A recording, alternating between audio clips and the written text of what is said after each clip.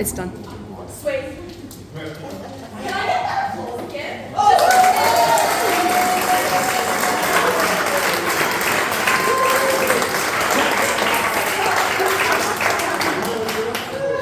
So yeah, it's important to get documentation to support funding, which lets us do things like this. So yes to documentation.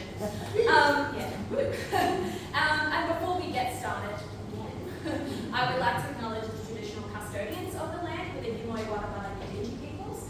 They are the first storytellers and the first artists of our land, and we are so grateful, and I'm so grateful and privileged to be able to create art on their lands. So, for those of you who don't know me, I'm sweaty. And my name is Amber Grossman, and I am the director and playwright, and Overall Arts is my company, which is we're putting on our showcase tonight. So I would like to introduce you. I've written this piece, I've directed this piece, but we have Julia Allman as an actor. Stand up, Julia.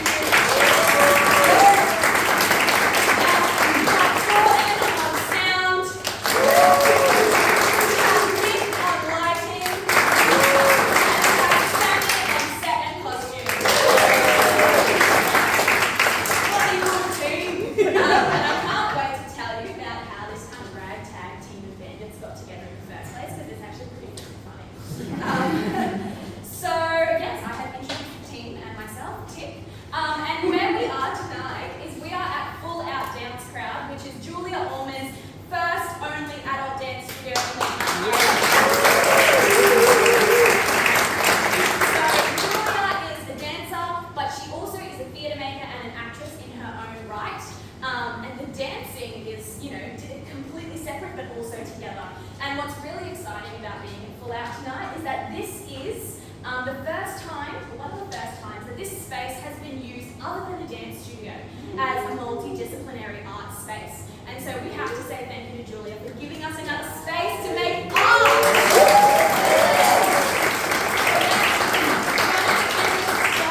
That we face as artists in Cairns is finding a space, because there are spaces, but they are damn expensive. And when you're working on a shoestring budget, it doesn't, always work out that way. So really huge thanks to Julia. We couldn't have done it without Full Out.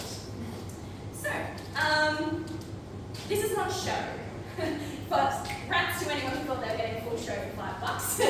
That is not what's happening tonight. This is a creative development showcase. So for those of you who aren't familiar with a creative development is the process that a new work, a new script, or a new theatre piece goes through before it can go on stage. Just like a book needs an editor, a play needs a creative development, and it also needs a dramaturg, which we don't have yet, but Catherine Ash is in the audience and she has dramaturgs. So give her a clap. So what we've been doing, this last 2 weeks have been our 2 weeks of creative development. The first week was my writing session, and you wouldn't recognize me, I swear to God, I was up in this little hole in my bedroom. I had a 15-minute short piece called Borderline, and my goal was to create a one-woman show from this short 15-minute piece. And I rewrote the whole thing. It's completely new, completely refreshed, and I'm really fortunate that I was able to give the opportunity to do that, because through the funding that we received to put this project on, I also received funds to write, which is pretty monumental. Not many people get the opportunity to be able to pay to write in the comfort of their own home. As much as I was gremlining it, but really, I feel like directing is the really extroverted side, and the playwriting is the introverted. So this piece was called Borderline, and I want to talk to you about that. I wrote this one-woman show because I think my life is pretty fucking funny, quite frankly. That's just the truth of it. As a neurodivergent person, I'm a little bit like a hurricane. I come into a space, I'm like, this is what's happening in my life, blah, blah, blah, at all times. And those of you who know me, get on board with that, and I'm really appreciative. But it is theatrical, it is bizarre, it is funny.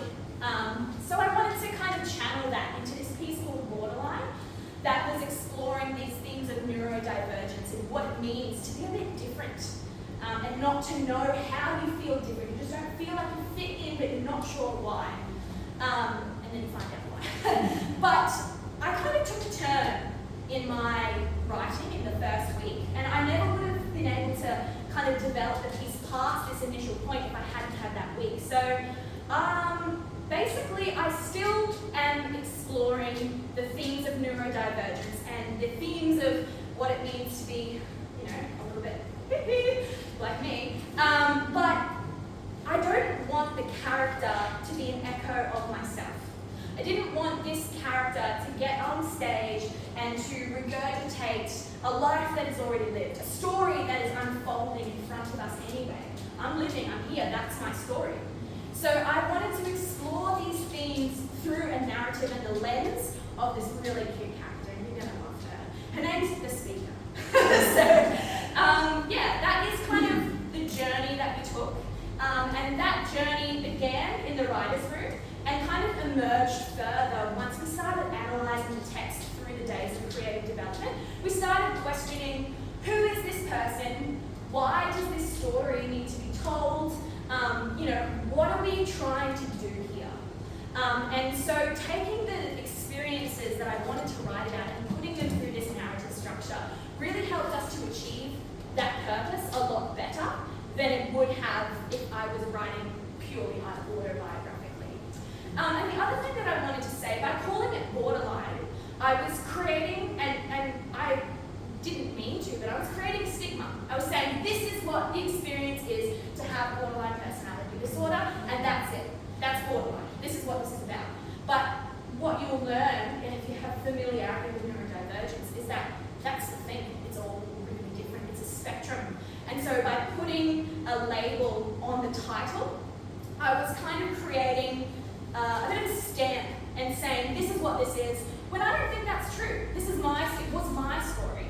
You know, so we've actually shifted away from borderline. So I would like to present to you, I shit you not. I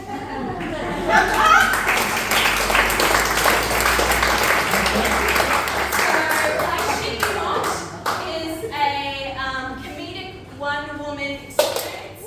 The audience will go on a journey with this character as she embodies other characters and tells the story through multiple role-taking and through her own reflections. So not only did I want to create a monologue where it's constant reflection on things that she passed, that can be a little bit boring, I found, and that we found.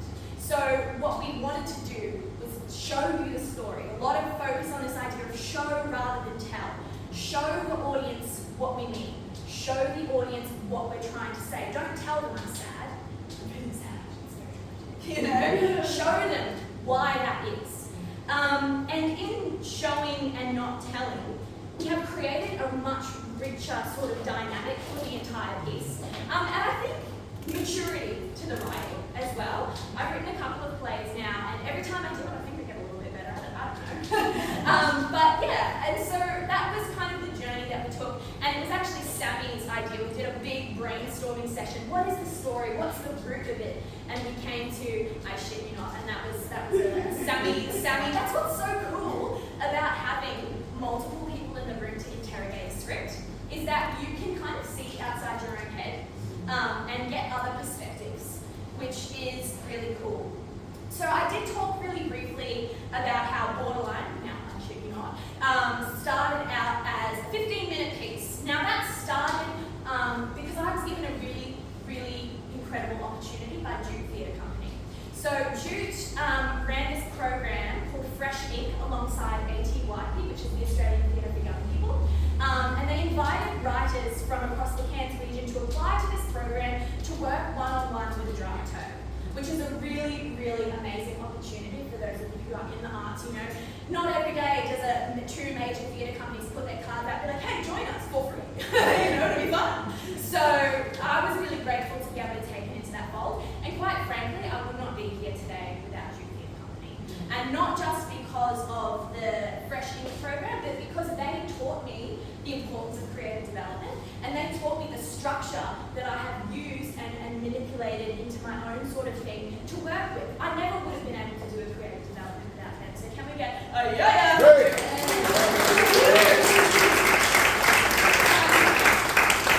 That being said, I do feel a little bit like a child leaving home.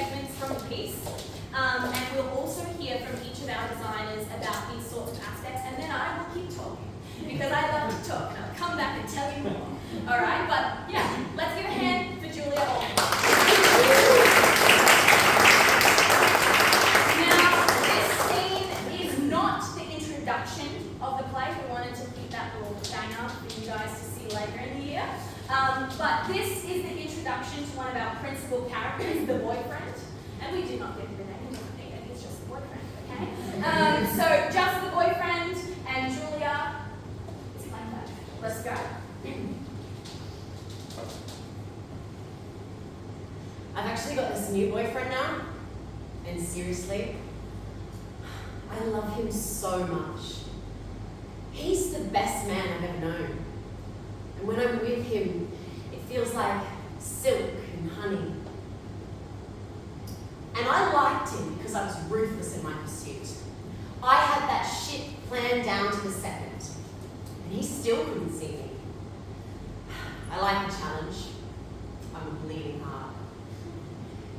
He worked at this baby shop across the road from where I get my coffee in the morning. And don't you fucking get me started on the price of a fucking latte, and I should just make my coffee at home because, one, it's always fucking shit. And two, if I was poor before buying a $7 latte, I'm still going to be poor after the latte, okay? Anyway, what was I talking about? Oh yeah, the baby shop. Okay, so every morning I would go to this baby shop go to the coffee shop with the best caramel syrup, don't even get me started. And I'd see this guy folding fucking baby rompers in the window of this baby shop across the road.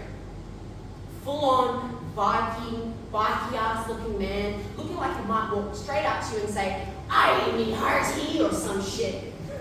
And there he was, folding baby rompers at 9 o'clock in the morning. And yeah, I was judging. Maybe a little bit. But he was hot. I was kind of into it. I was thinking to myself, is this man gay? Does he have a baby? Is this man gay and has a baby that may or may not also be gay? I don't know. Surely there is more to this baby romper folding man. Because when you think about it, Baby Mart isn't going to employ a straight up lumberjack to sell breast pumps to expectant mothers. Because that just seems like a bad business idea. I mean, what would he know about breast pumps? If my breasts needed pumping, I don't think I'd be going to him for advice. Alas, there he was, folding baby rompers and selling breast pumps at Baby Mart every day at 9 a.m. And I only know that because I was across the road at 9 a.m. every day, admittedly watching him. Oh, that's another criticism of me. Some people might say I'm a bit of a slut. I would say flirt, but potato, tomato, whatever. Okay, so one day, I'm feeling super cute. I'm dressed fancy as fuck. And I'm thinking, I should go into that store and see baby romper folding man. You know, suss the vibe. I walk in.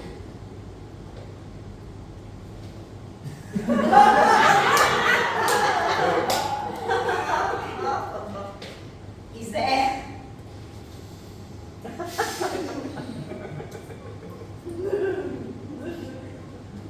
He says,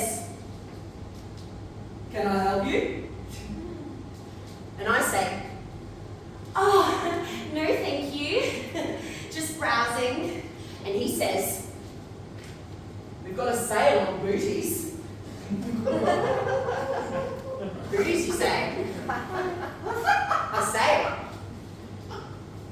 Yeah, we got a sale on booties and wait for it. Breast pumps. A sale on booties and breast pumps. You can't make that shit up. And then I'm wandering around the store because I talk a big game, but they usually come to me, you know. I don't know what to do. I don't normally find myself in a Baby Mart. I think he likes me. He's coming closer. He's coming closer. God, just grab something. And then he says, "The womb pop. Good choice." And I'm looking at him close now, and he's got a soft face behind that beard and the warmest dark eyes. And I'm thinking how those eyes would be looking down on me when we... "Do you have any questions about the womb pod?"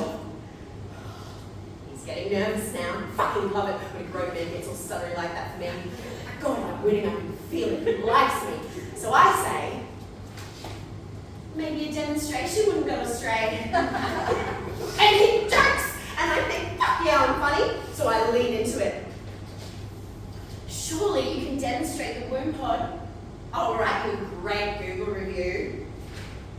And he just about passes magnetism of my feminine wiles, I'm thinking, I've got you now. I don't even know what a womb pod is. Heck, I hardly even know what a baby is. But he's looking at me like he's waiting for me to catch on.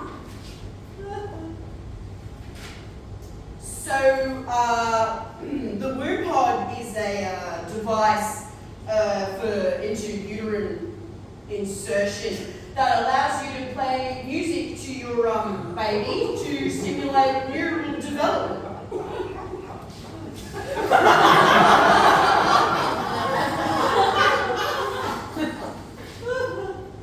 So I cannot give you a demonstration. You cannot give me a demonstration? God, I wish you would give me a demonstration.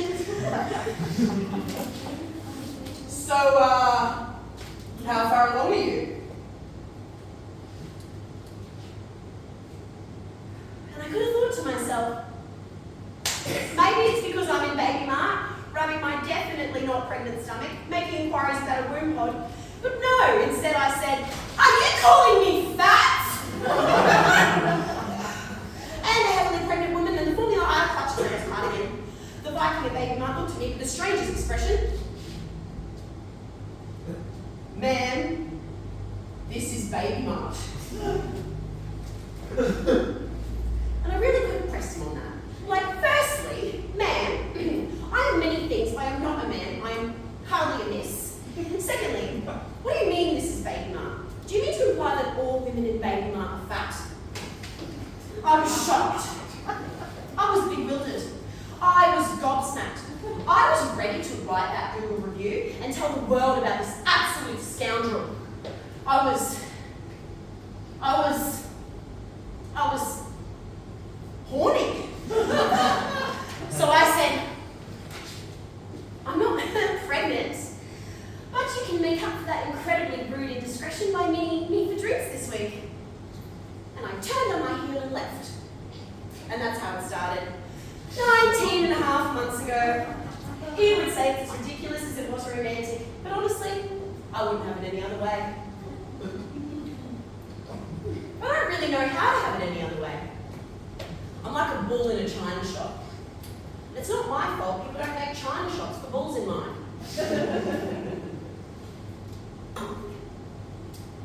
See?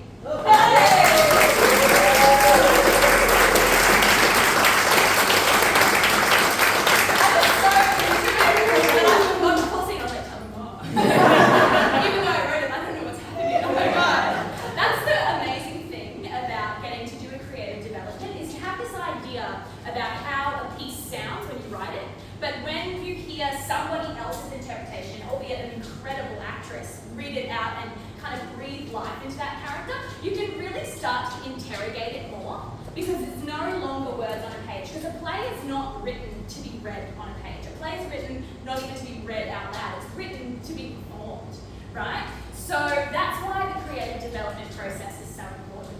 And you can see from this character, the speaker, she's a bit quirky. That's the word that we love to use for neurodivergent women. Quirky, right?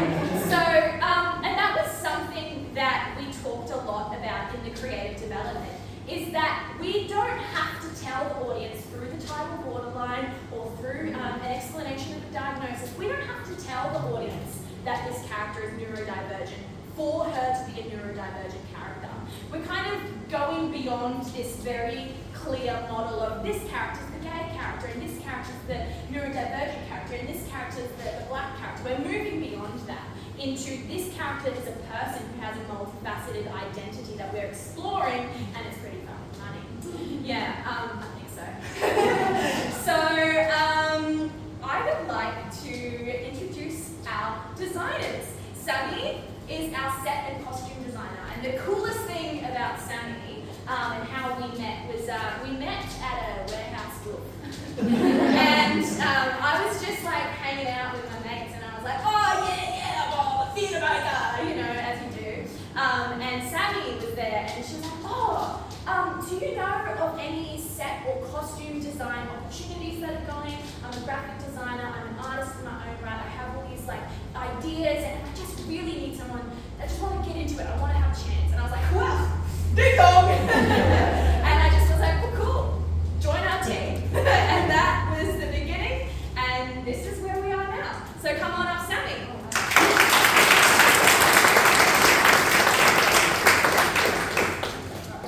Yeah, so I'm Sammy, as Emma said. I'm just so chuffed to see so many wonderful and smiling faces here supporting us tonight. It's really cool. As Emma said, yeah, I'm very new to the scene. We've kind of long enough doing something like this for quite a while, so I'm just beyond amazed at the most beautiful woman in front of me and it's given the opportunity to strut my stuff. So my purpose tonight is to walk you all through the set design. I'm sorry that these posters are quite small, but you know, hopefully you can see them well enough.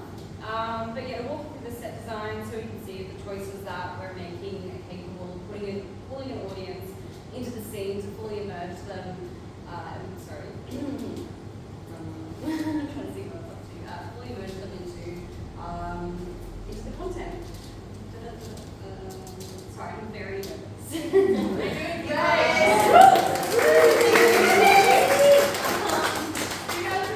is a one-woman show. It is largely based in the incredibly messy room of the protagonist, the speaker. The scene conveys a quite visceral, dingy, but homely space. And the key intention behind the set is that it will speak to the neurodivergence of the protagonist, and that it creates a sensory space that communicates to the audience where the protagonist's state of mind is and who she is. Throughout the bedroom, there are functional objects that allow the protagonist to transition between places and moments, and these props and objects will also act as visual representations of the internal chaos and disassociation the protagonist experiences. So such things as like bathrooms covered in clothing, like will pull out and like used to show up the scene. Just small things like that to help transition between characters and moments.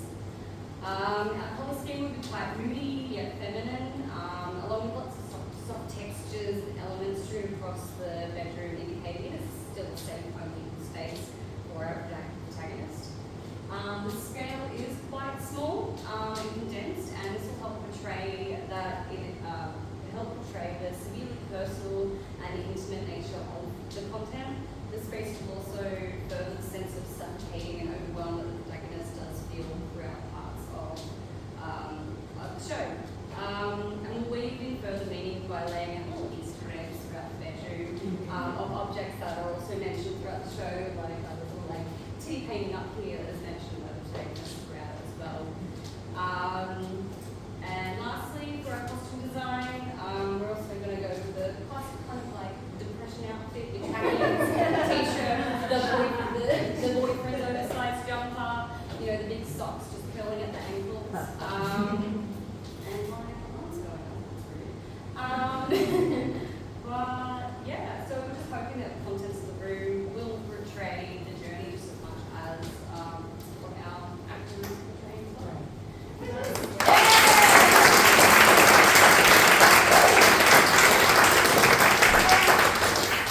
Amazing. What was so incredible about like kind of connecting with Sammy through this work was that I didn't give her too much to go from, because I've already written and will direct this show, so I didn't want it to be like, it's already a little bit like that, but I didn't want it to be entirely my ideas. So I wanted the designers to bring their own spin to it, and that's also why development's been so important, so I can get that input from other creators. But in saying that, Sammy created pretty much exactly what was in my head. Literally, I was like, damn, like down to the colour scheme. I was thinking blues and purples, but I would just keep my mouth shut. I was like, yeah, that's great. What? So, yeah, the cool thing about the bedroom space is, like Sammy said, you've got all those little elements to be able to transition to help that kind of fluid characterization. And Julie is doing so well and so like readably, you know, so well already, but can use the props and the elements of that to communicate that storytelling a little bit better.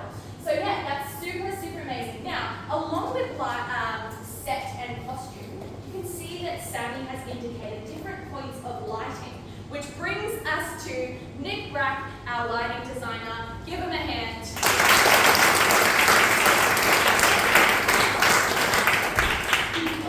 Firstly, good morning, everyone. Thank you for being here.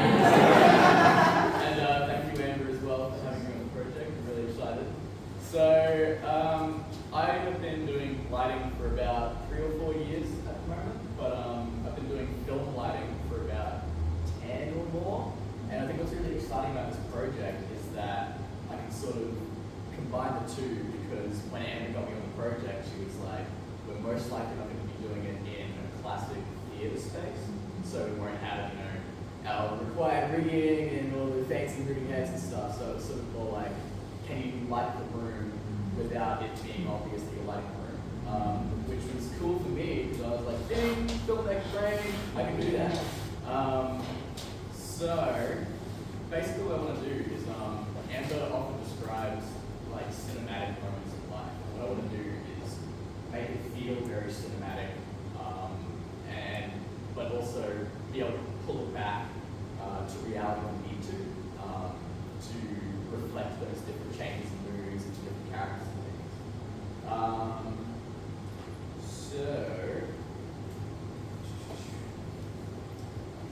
So something that I really like about Sammy's design is the fact that there's a window right here, and there's also lamps already incorporated into it, because if I can get LED lights that can change color, I can program those to change the scenes. But also, what's cool about the window is that that opens up a lot of opportunities for backdrops, or I have an idea to maybe get some semi-transparent plastic, which is a technique that we use in film a lot, to create sort of like a sight, or like, it basically creates a lighting gradient on the back of the window, if that makes sense. So basically, we're going to try and create the lighting to make to bring people into the story as much as possible. And for example, when Julie was talking about the baby one, there would be 3 different states ideally for that. There would be the default state, which would be sort of like this, warm lighting, festoony sort of feel, like a very comfortable sort of bedroom feel. And then there would be one for when she's in the coffee shop, which would probably be similar-ish, maybe like a bit dimmer to reflect that it's maybe happening at night or in the morning, the sun's not completely up. But Baby Mart especially. So where I went to uni, there was a baby magic store across the road. And it was this very white blue building, and it had this just the most disgusting fluorescent. And I sort of want to create that feeling for Baby Mart, where it's like just real sterile and kind of gross. And that will change as she goes into the different spaces, and then pull it back when she sort of leaves that scene, I suppose. So on to some boring technical nitty-gritty stuff. The way that I probably do that is there's a set of film lights called very thematically Nix bulbs, which have wireless DMX, but can also be controlled through an app over Bluetooth. And so the good thing about that is that it allows us to have 2 different options in case, let's say budgets change, because you never know what could happen in the future. And so ideally we would have a lighting desk to be able to really control the lights on a granular scale, and be able to create cues and such, and it just makes the whole process a lot easier, because I can just go, next bit, go, rather than having fine-tuned during the show. However, if the option doesn't arise for us to have a lighting desk, I can just, in the app, basically manually control the lights during the show, write down the cues and things. It just means a lot more work on my part. Another option, however, is that we could be using more consumer-grade bulbs, which would probably require just a single dimmer board with some faders, and figuring out different scenes with them. It would be a lot more limited, because a lot of the time a dimmer board only has about 4 different faders, so it'd be 4 looks and such. But that would be a lot cheaper, a bit more cabling, but in a sort of backwards way, it would be easier, because it would just be forward knobs rather than an app where I select all the different lights and change all the colors and stuff. So essentially, that's sort of a big part of theatre and film lighting, is that depending on the budget, it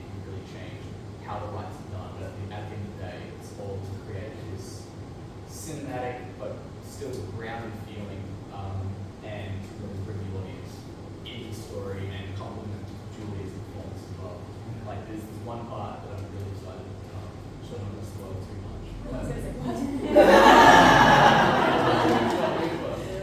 But there's very rapid character shifts at one point in the script, and the way that I want to achieve that is by doing this technique called split lighting, where she would have Julie would have two lights on either side, and depending on what character she's playing, it would be this light's on, but that side of the face is being shadowed. This light's on, and that side of the face is shadowed. And doing that very quickly, I think, would create a very cool effect. And yeah, just sort of coming up with creative ways to put people in space and make a story. And yeah, thank you.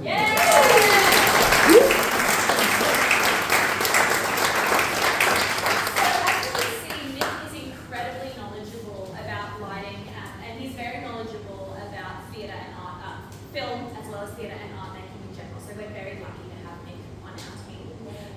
So yes, Nick, again. And finally, but not last, I would love to introduce Jordan. And again, similar story with Jordan. I saw Jordan at an open kind of casting call for a film in Cairns that's happening. And I remembered meeting him at a party.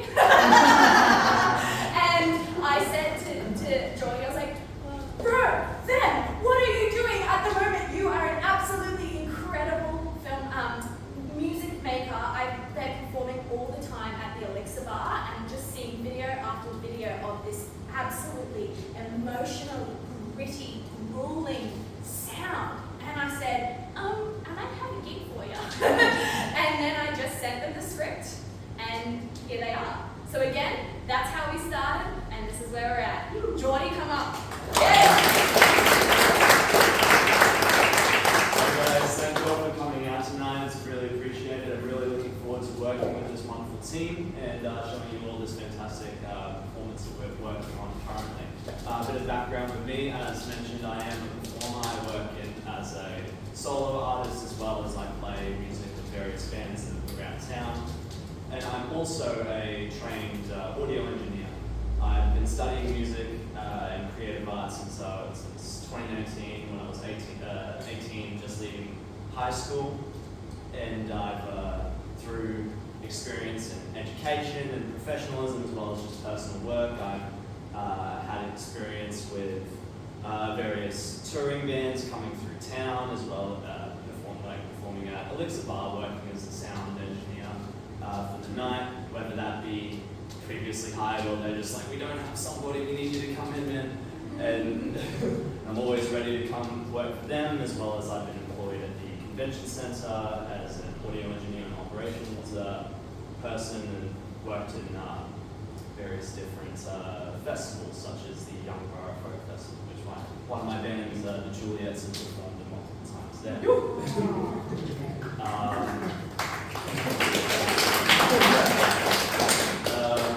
So I've been very fortunate to be given with this opportunity, been able to given the opportunity to utilize my experience as a live performer to elevate the sound and create a more dynamic approach to the music and sound design that we'll be incorporating in this play. I'll direct your attention over to my little toy corner. Geordie corner. The Geordie corner. So I hope we'll be integrating we'll be investing in further different technology to be able to give a proper sound for the play, because we can do more than just have a little guitar amp from my friend to get this through. I use a program called Ableton Live, which allows me to both create music through digital software as well as to run tracks on individual clips so that they can run simultaneously to an ongoing piece of music, integrating different sound effects or musical motifs that we may be able to put in for the different characters and scenes. With this, we'll be able to, so for example, I'll be able to have a track playing such as this, and we will also be able to put in sound effects on top of that with full control, as I will be standing here off to the side, hopefully in less view, being able to manipulate the different stems of the track as well as bringing in, having full control of these sound effects, able to react dynamically with the motion of the play as well as the different beats. And for example, one of my favorite toys I have here, this is a Korg Monologue synthesizer. It's a modular synthesizer that replicates an analog piece of technology while still being digital and having full control. Right now I have it set on a pink noise setting where I can incorporate, say for example we have a scene of rising tension, and instead of having a set track that'll just play to whatever it's previously designed, not in time potentially with the performance, instead I will be able to react to a speaker and produce sound that can slowly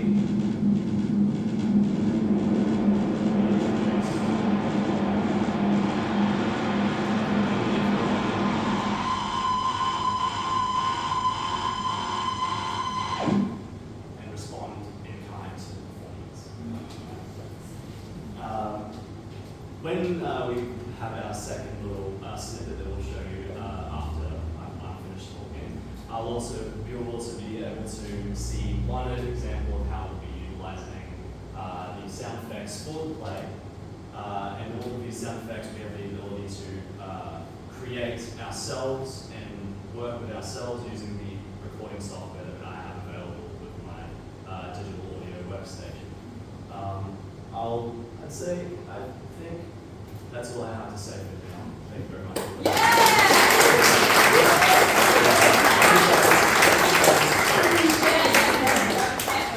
And I will entertain with a little dance. Ta-ta-ta. No. So this whole creative development is building up to a production. We would like to fund independent, and I will be applying. Please, Braddock Gods, please fund me. I will be applying for a Braddock grant to produce this piece as a full production over a weekend season in September. Now, part of this sort of development that we've been going through has been this idea of, like we talked about, space. Where can we goddamn do this thing? And we have a lot of really great opportunities and lots of different theatres. So we thought, I don't feel like this is a theatre piece. I feel like it's a lot more intimate than that. And we'd also really like to incorporate this idea of drinking and being able to have a drink, because it's very pervasive throughout the piece. It's quite a jovial piece in a lot of ways. And we kind of had this idea, lots of different places here, there, and everywhere, and we were discussing, oh, but this place has this, but this place has this, and that, and then Julia says, so what's wrong with here? And we were like, what? So I'm very excited to announce, Fund Independent, we will be producing, I shit you not, in Full Out Dance Crowd as an entire sort of speakeasy experience.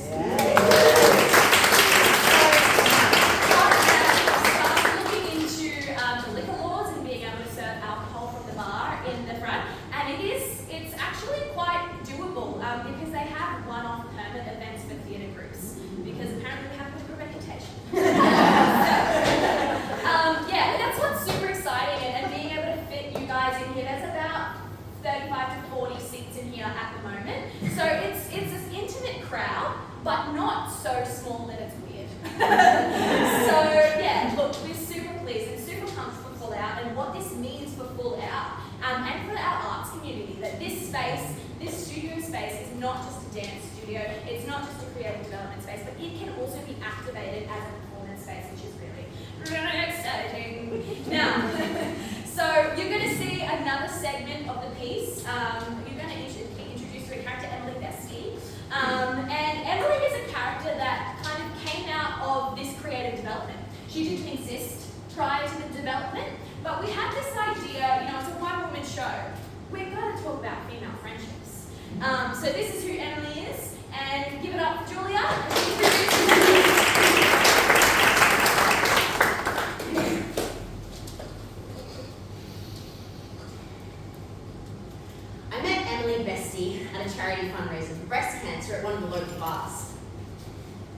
cheap, the cause was good, and there was going to be heaps of titty artwork, which really does it for me. Love a good painting of a tit. You can hardly get it wrong. Not in a pervy way. I just think tits are neat, soothing. And I was on one of those better person health kicks that comes around once every 6 months when I start drinking green juices, paying $80 for Pilates, and going to charity fundraisers. It's easy when it comes to men to flirt, to have confidence. Because a man's affection is actually not that hard to come by, or a compliment half the time. And standing in a bar full of hot, alternative women committed to the cause of getting drunk and curing breast cancer, that's a challenge. And I'm thinking, I'm really killing it. I'm doing this damn thing. Standing in the corner, I must have looked more like... I see her over there, and she looks like...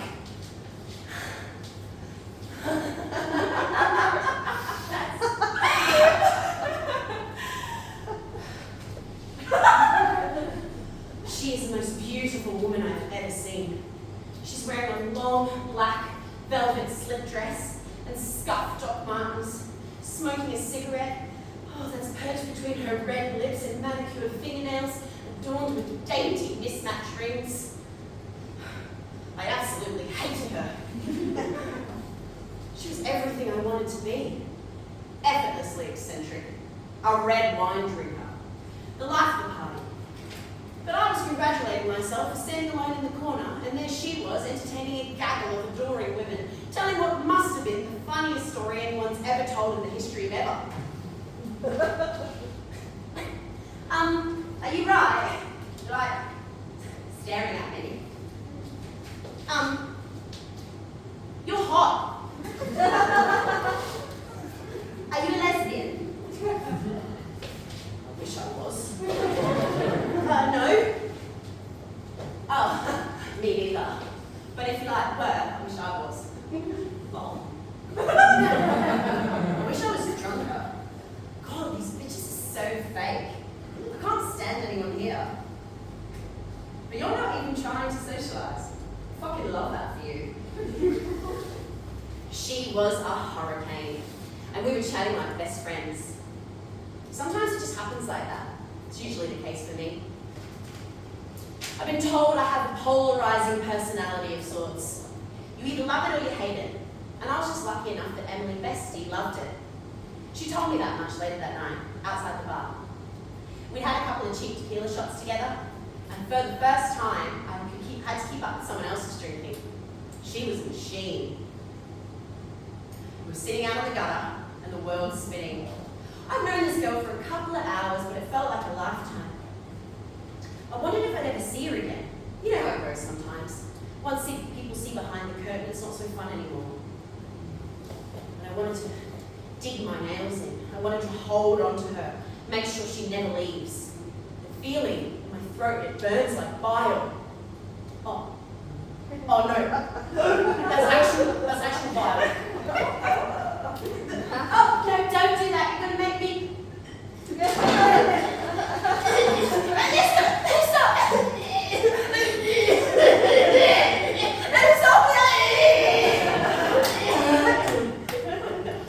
Oh, this has been such a great night.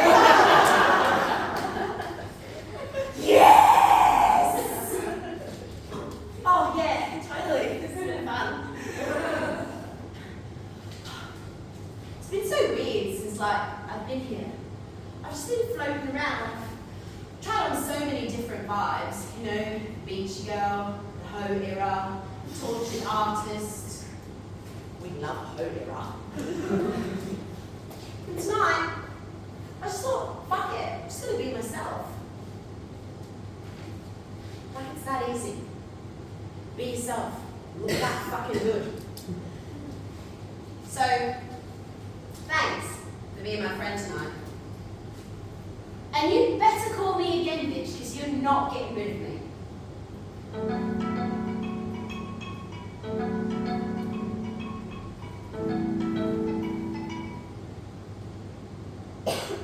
She wasn't joking. I love that about her from the beginning. Because a lot of the time, people don't say what they mean, and that really confuses me.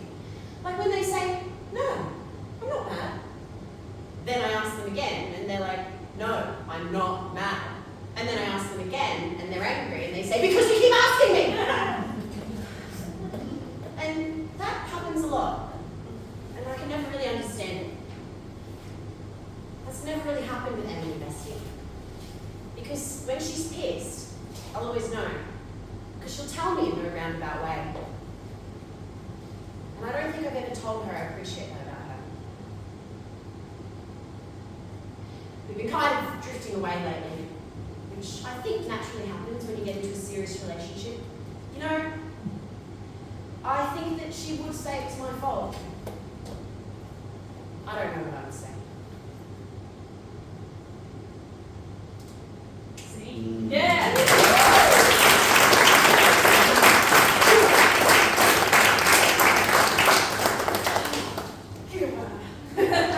It's always so exciting, no matter how many times you've read it in the rehearsal room, to kind of feel the vibe of the audience and the little things that you guys are laughing at and picking up. I'm like, oh, this is a bit funny.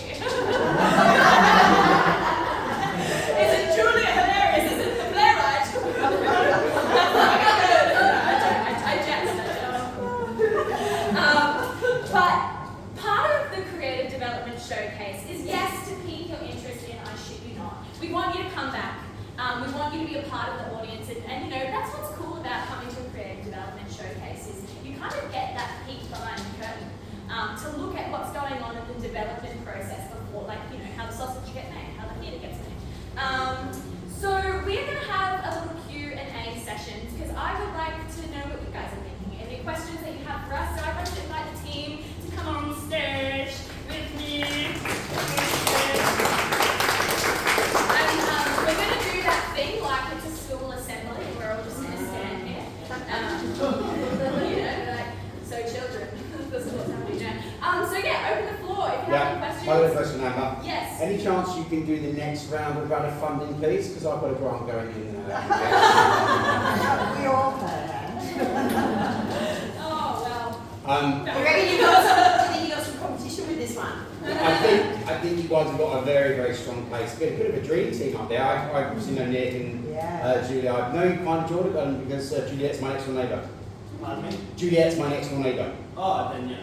Yeah. So is it Sammy. Oh, Sammy, yeah. And really nice to meet you, acquaintance, and I loved your visual, really on it. Cheers. So yeah, really way to go team. Really great package, really cohesive. I thought you did particularly well tonight, Julia. You really just owned that character, in my view. This is my view. There was just some really nice, strong points that you brought. You brought a lot of yourself to it and a lot of Amber, and it was just really nice to see it coming together. It looked quite effortless from where I was, which is a really nice thing. Right, that's me done for a moment. Oh, we don't want it. Someone else can have to talk to you. Thank you, Anthony. I really appreciate that. I mean, like, it's Emma and I are very, very close. So I've always known this. I know the story very well as well, and I know her as a person very well. So I'm glad that you can see that because it's obviously translates. really familiar. Yeah. And there's a comfort in that, and because you're familiar with it, it's very easy to watch, and pleasurable to watch you really become just really nice, pretty nice. Thank you. Yeah, Thank you so much. Yeah, and on that, I often joke that Julia's my muse, but it's not a joke. I write for Julia, and Julia performs me dance, monkey dance.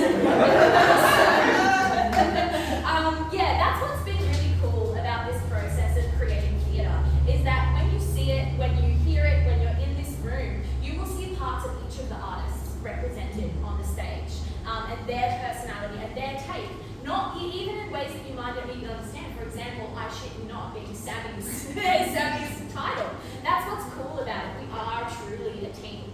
And that's exciting. It's cool. Yeah. Ew, that's my favorite word.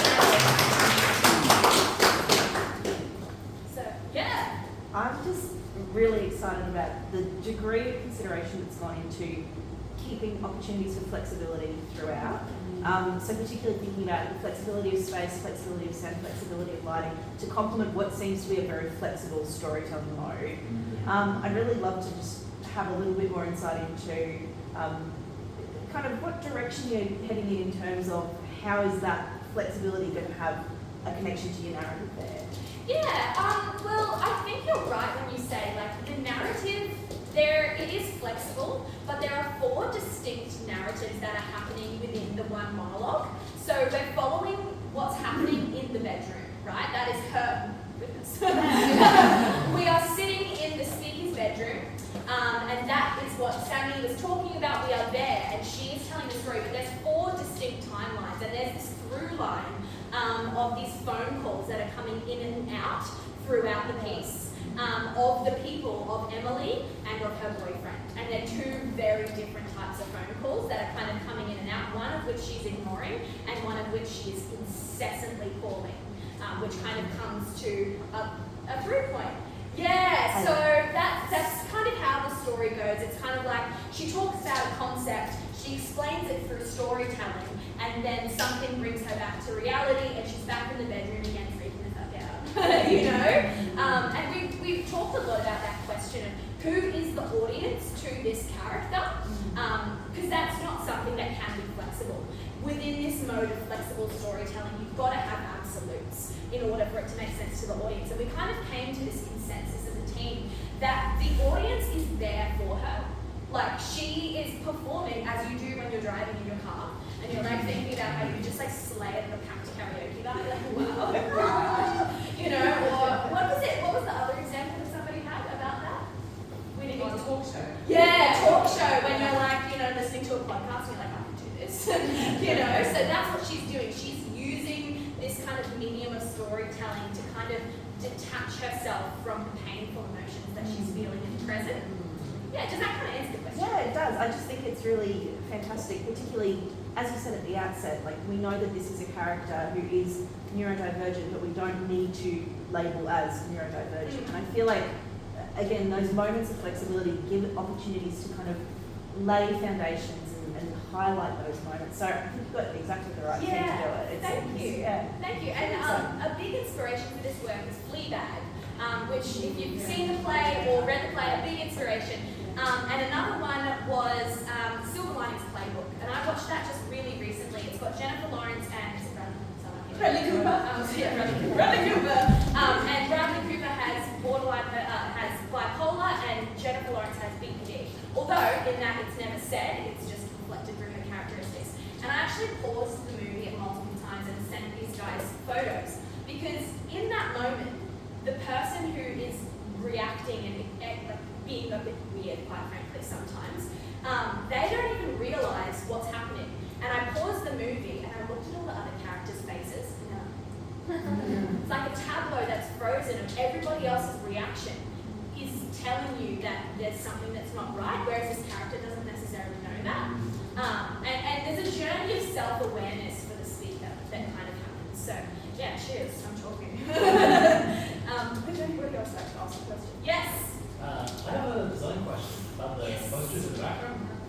It's a very weird one, but you know, there's like full color illustrations. I'm just curious. I would have thought my expectation, for lack of a better word, would have been like a blueprint sort of look. But here it's like full color. I just want to know what the design process is as far as like conceptualizing and I think you know what I'm trying to ask.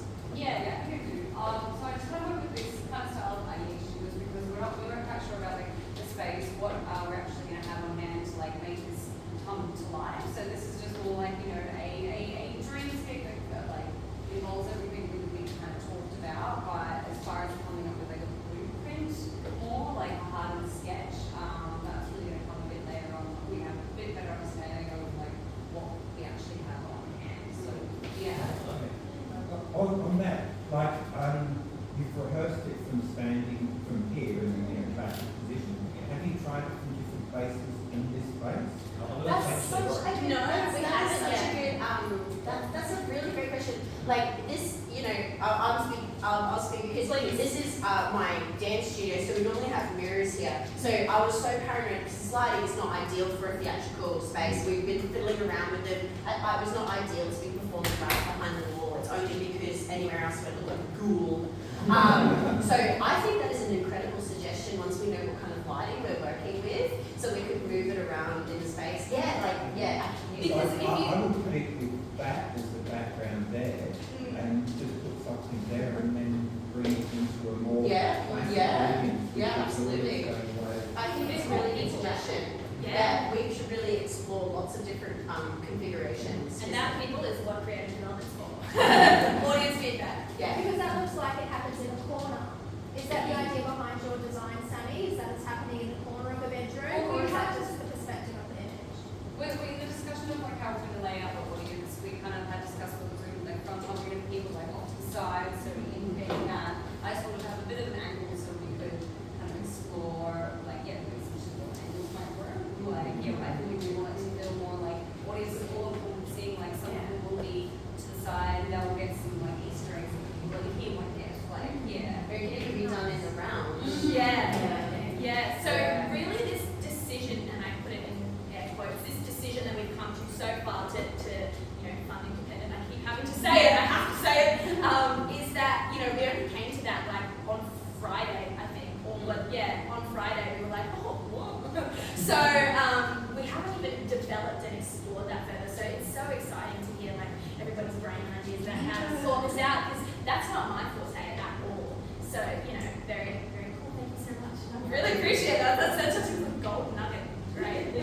I really like your question about what is the audience to the character. I think that's really important. And I also wondered what the length of time of the play is to the character as well. Can you speak to that at all? Yeah. So in terms of the real world, the play goes for about 50 minutes. That's what we're aiming for. We're aiming for like a one episode sort of thing. We were trying to think about how basically I'm a bit of a prolific writer and I love to do. So I wrote way too much. And so we've been kind of experimenting with how long can I hold someone's attention for? How long realistically can a one-woman show hold somebody's attention? And we kind of came to about 45 to 50 minutes. But in terms of the play, it's all happening in that time frame. And it's quite pertinent to the character's state of mind. Because what you're going to kind of see is this spiral downward. My boyfriend won't call me back. He's out partying without me. He's not answering his phone. This is what's happening. And this build up of call him. And that is the reality of it being 45 minutes kind of speaks to her neurodivergence. Because one would assume that you can't go from elated to, dare I say, suicidal in 45 minutes. Unless you are experiencing some neurodivergences. So you kind of see this shift in, and Julia does it so beautifully, this shift between, and I think, so that is, it's going to be 45 minutes and in the real world as well. So, oh yes, Gabriel. Yeah, another question. Just hold this. What's it like to, earlier you were talking about what it's like to create a character that's like, kind of, learn from your experiences, but is also not a self-insert. What's that like? Do you ever at any point be like, oh, damn, it's too much like me, actually, because then I need to make some more distinctions between me and character?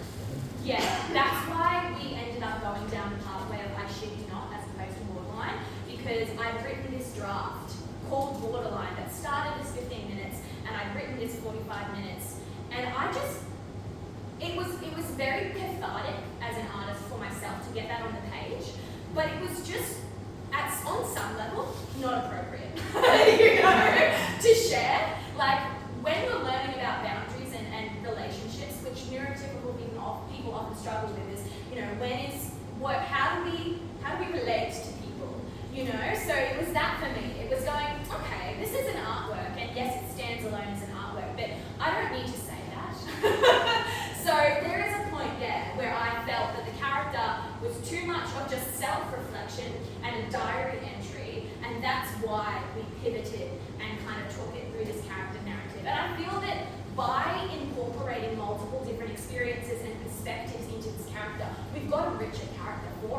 image and narrative for it.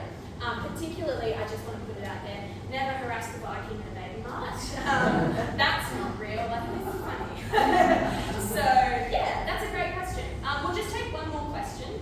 Yes, go. Yeah, not so much a question, but just a thought. When I saw the sound operator, I thought, what a good choice for an intimate and personal show to have live music, a collaboration between a DJ basically and a live performance, working in the moment, responding to those emotions.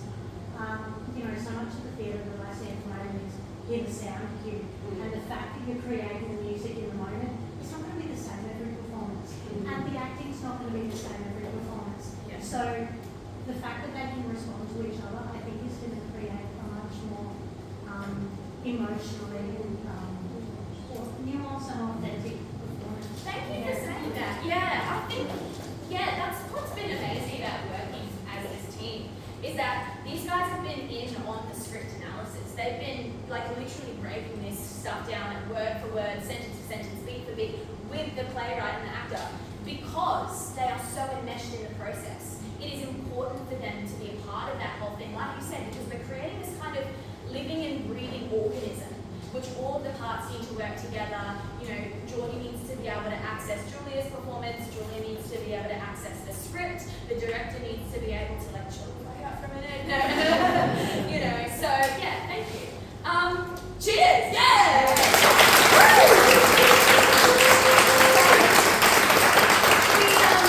We talked about feedback, and I humbly request, so humbly, that you do take a moment to scan the QR. There's 3 right there. There's 3 of them. There's more in the foyer. All you need to do, open up the camera app, scan that bad boy, and it's only 6 questions. 6 questions that are going to help us kind of shape this work. Any questions that you have, things that aren't making sense, or indeed things that you liked, please pop them in there, because not only does it help us to inform the work, but it helps us get those grants, baby. So